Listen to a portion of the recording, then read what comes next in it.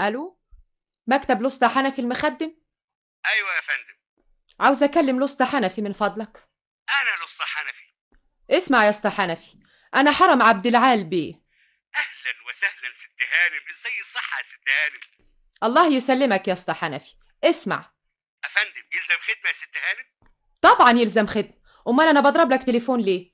انا تحت امرك يا ست هانم. فين يا راجل الطباخة اللي موصياك عليها من يومين؟ والله لسه يا ست هانم، ربنا يسهل. وهيسهل امتى ان شاء الله؟ عندي طباخ كويس ابعته. انا طلبت طباخة ما قلتش طباخ. طب ما تزعليش يا ست هانم، اول ما هيتوفر الطلب بتاع سعادتك هبعته على طول. والخدامة اللي بدل البت فاطمة بكره ان شاء الله هتكون عندك يا ست هانم. انت متأكد يا اسطى حنفي؟ المسهل ربنا، ولو اني بقول يعني ان فاطمه احسن من غيرها، طيبه وبنت حلال وكويسه. يا شيخ دي طلعت روحي. سلامة روحك يا ست هانم، احنا خلصنا برضو. طب ما تنساش بقى تبعت لي الخدامة بكرة، والطباخة اوعى تنساها. حاضر يا ست هانم. اشكرك، نهارك سعيد.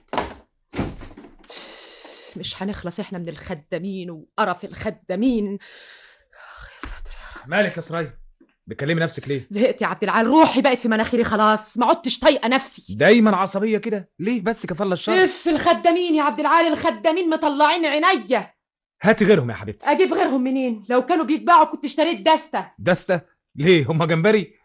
امال اجيب غيرهم منين؟ تسمح تقول لي؟ من عند المخدم يا حبيبتي. اللي من عند المخدم ما بينفعوش. الخدام ولا الخدامه بتبقى مبسوطه ومستريحه 24 قيراط، ومع ذلك كلمه صغيره يسيبوا الشغل ويتنوهم ماشيين. في الحالة دي لا يبقوا مبسوطين ولا مستريحين 24 ليه قيراط. بايس يا عبد العال بيه؟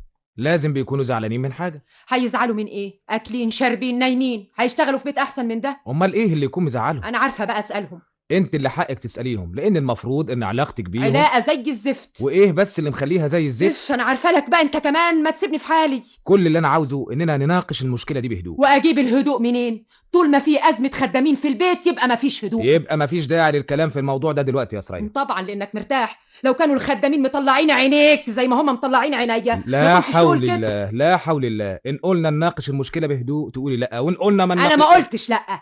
قلت مفيش هدوء يعني لا. ما فيش هدوء معناها ما يبقاش لا. امال معناها ايوه ولا ايوه. يبقى معناها ايه اذا كان لا ايوه ولا لا؟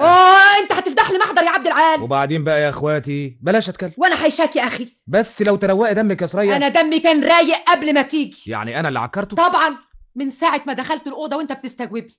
الاقيها منك ولا من الخدامين؟ انا مش بستجوبك يا حبيبتي. ومن فضلك ما تقوليش يا حبيبتي، الكلمه دي بتنرفزني. بلاش يا حبيبتي مادام بتزعلك الكلمه دي. مش بتزعلني، بتنرفزني. انت ما بتفهمش عربي. وانا مش عاوز تتنرفزي. نرجع مرجوعنا لحكايه الخدامين. ايوه نعم. اتصلت بالمخدم؟ كنت بكلمه قبل ما تدخل. وقال لك ايه؟ هيبعت لي الخدامه اللي بدل فاطمه بكره. عال مبروك. والطباخ؟ ما عندوش الا طباخ دلوقتي. زي بعضه يا سرية. زي بعضه ازاي؟ انا عايزه طباخه، طباخه مش طباخ. ما هو يا حبيبتي قلت لك 100